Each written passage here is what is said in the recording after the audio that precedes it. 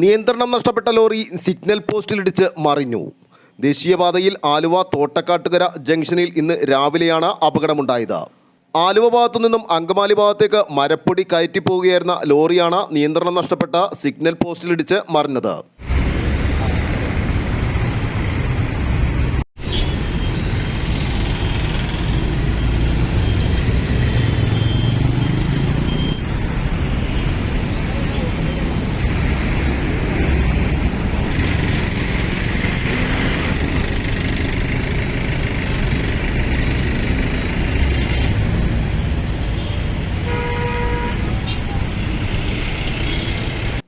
അപകടത്തിൽ തോട്ടക്കാട്ടുകര കവലയിലെ സിഗ്നൽ സംവിധാനം തകർന്നു. ലോറി ഡ്രൈവർ പരിക്കുകളില്ലാതെ രക്ഷപ്പെട്ടു.